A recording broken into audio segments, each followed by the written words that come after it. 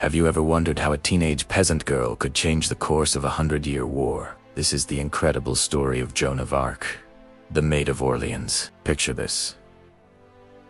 It's the early 15th century. France is on its knees, locked in the brutal 100 Years' War with England. The English and their allies, the Burgundians, controlled much of northern France, including Paris. The city of Orleans, a strategic stronghold on the Loire River, is under a crushing siege. If Orleans falls, France could be lost forever. Into this desperate scene steps a young girl named Joan, from a small village called From the age of 13, she claimed to hear divine voices, Saints Michael, Catherine, and Margaret telling her she had a sacred mission to drive the English out of France and see the Dauphin Charles crowned as the rightful king. Imagine the audacity, a teenage girl with no military training, walking into the court of the beleaguered Charles and telling him God had sent her to save France. Most people thought she was crazy, but Joan was persistent. Her conviction was so powerful, so unwavering, that she eventually convinced Charles to give her a chance. He granted her an army, dressed in white armor and riding a white horse. Joan arrived at Orleans in April 1429. Her presence was electrifying. She wasn't just a commander, she was a symbol of hope, a divine messenger. The demoralized French soldiers were completely inspired by her courage and faith. She would lead from the front, bannering and urging them forward. Within just 9 days of her arrival, the tide turned dramatically. The French forces, under Joan's spiritual leadership, launched a series of bold attacks, capturing key English forts that surrounded the city. During one fierce battle, Joan was wounded by an arrow, but she pulled it out herself and returned to the fight, rallying her troops to victory. On May 8, 1429, the English, stunned and defeated, abandoned the siege. Orleans was free. The victory was a monumental turning point. It shattered the myth of English invincibility and breathed new life into the French cause. Following this triumph, Joan led the army on a daring campaign, clearing the Loire Valley of English forces. Her ultimate goal was the coronation of Charles at Reims, the traditional site for crowning French kings, which was deep in enemy territory. The momentum was unstoppable. City after city opened its gates to her army.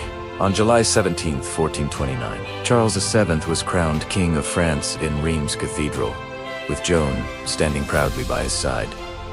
She had fulfilled her divine promise, though her military career was short-lived and her end was tragic. Joan of Arc's impact is immeasurable. The young girl who heard voices in a field lifted the Siege of Orleans, crowned a king, and reignited the spirit of a nation. Her story reminds us that courage and faith can emerge from the most unlikely places and change the world. To the English, Joan's victory wasn't a military miracle. It was supernatural. An illiterate peasant girl couldn't defeat the mighty English army through skill alone. There had to be a darker explanation. She had to be a servant of the devil. A few months after the coronation, Joan is captured not by the English, but by their French allies. The English are ecstatic. They buy her for a massive sum of money, 10,000 livres. That's how much they value her. They don't just want her dead. They want her destroyed. They need to prove to the world that their defeat was illegitimate. They hand her over to a church court run by a French bishop named Pierre Couchon, a man loyal to England. It's one of history's most biased trials. They aren't just trying a prisoner. They are trying to debunk the King of France. If Joan is a witch, then Charles is a witch king, and his crown is void. The questions are relentless traps. Are you in God's grace? If she says yes, she's prideful. If she says no, she admits she's damned. Her answer is brilliant. If I am not, may God put me there. If I am, may God keep me there. She evades them. They ask about her voices. They ask about her wearing men's clothes. Direct violation of biblical law, they argue.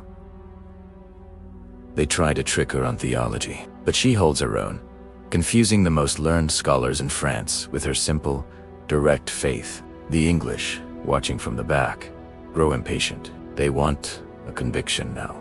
At one point, they even send men to threaten the judges. The fear is palpable. Even in chains, her presence terrifies them. They are paying for this trial, and it's taking too long. Eventually, worn down by isolation and the threat of death, Joan breaks. She signs a document renouncing her voices and agrees to wear women's clothes.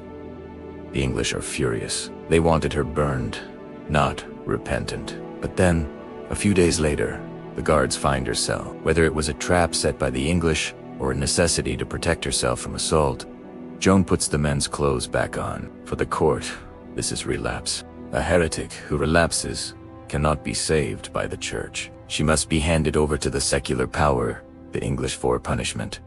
The trial is over. The verdict was written long before she ever stepped into the room. She is condemned as a heretic, a witch, and an idolater. The fear that began on the battlefield will now end in fire. May 30th, 1431. The old market square in Rouen, the English are finished with legal games. They want to see her die. They place a wooden mitre on her head, reading heretic, relapsed, apostate, idolater. As the flames rise, she asks for a cross. An English soldier, in a moment of humanity, fashions a small cross out of a stick and gives it to her. She clutches it. Her last word is Jesus. But then, something strange happens. The crowd, the same people who came to watch a witch burn, begin to cry. They are moved. And that English soldier walks away, pale as a ghost, and says to his confessor, "I am afraid because we have burned a holy woman." The execution was meant to destroy the myth. Instead, it created it.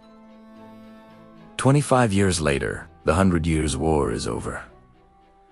The English have been pushed out of France except for Calais. The new French king, Charles VII, orders a new trial. Witnesses are heard. The English bias is exposed. In 1456, the verdict is reversed. Joan is declared innocent. She is officially a martyr.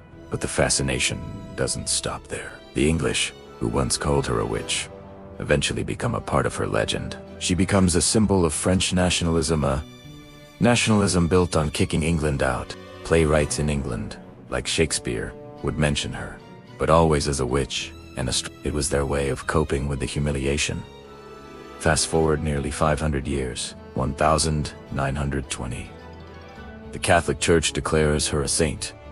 The same country that burned her for heresy now worships her for holiness. She becomes one of the patron saints of France. So, what is the English legacy? It is a complicated one of fear and fascination. They feared her because she was unstoppable. They feared her because she made their mighty army look weak.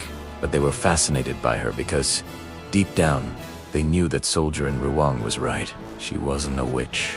She wasn't a monster. She was a 19-year-old girl who changed the world. And that is the most terrifying thing of all. Joan of Arc. The Maid of Orléans, England's greatest fear.